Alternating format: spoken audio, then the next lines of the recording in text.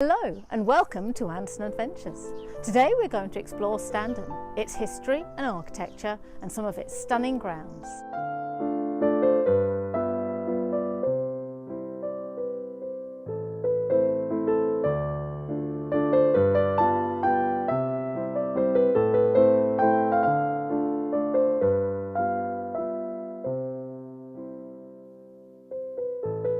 Designed to look as though it has always been here, almost as if it had grown out of the rock face and is a part of the landscape.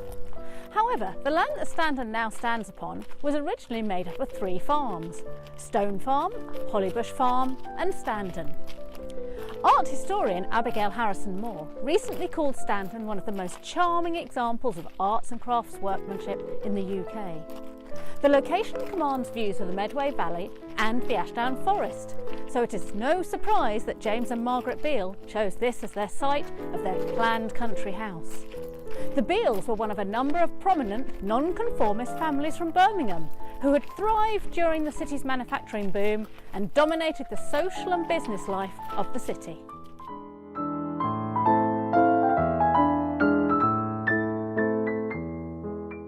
The Beales were intellectual and cultured, maintaining a strong interest in the arts and sciences.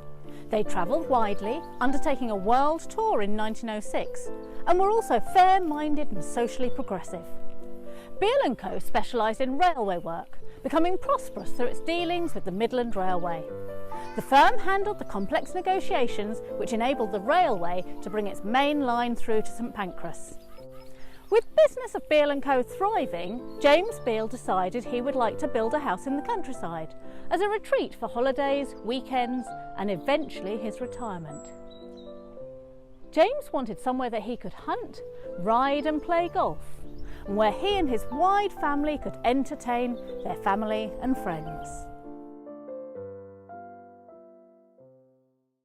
Through their wealthy neighbours in Holland Park, the Beales were introduced to the work of Philip Webb, an architect and leading figure in the arts and crafts movement. The Beales were a family without pretension, and they wanted their house to reflect that. A comfortable house in the country, rather than a lavish, stately home. Webb designed Standen, an arts and crafts family home, hidden deep in the Sussex countryside.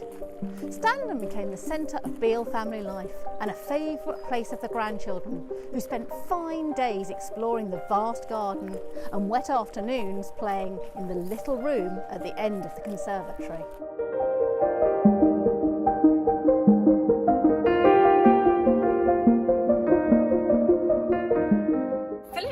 Ensured that Standen perfectly met the family's requirements, but it was the Beales that were responsible for creating a special home in an idyllic landscape.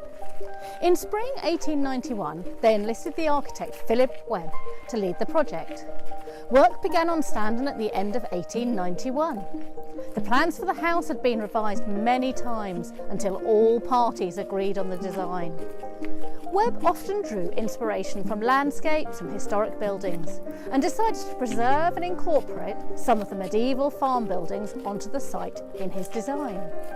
Despite these historic influences, Standen was built as a thoroughly modern home, complete with central heating and electricity. Standen was constructed using local materials and traditional construction methods only. Morris always said a house should be clothed by its garden, and that was very much the case here at Standen. The house and garden were intended to be seen as a whole and were designed to complement each other. This followed William Morris's theory that the gardens were a continuation of a house and should be used as such. Margaret Beale was fascinated by plants and had a strong influence on how the gardens were laid out. Work finished at Standen in 1894 at a cost of £18,065, and the Beales moved into the property shortly afterwards.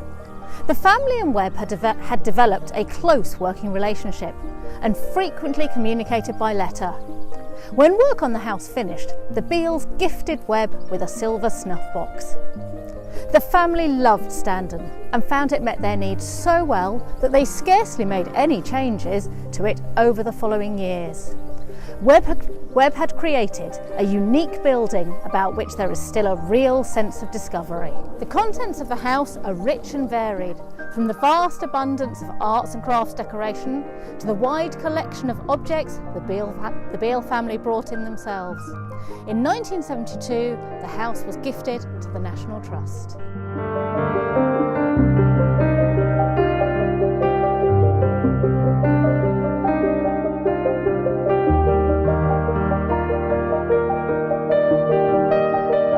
Thank you for joining us on our adventure today.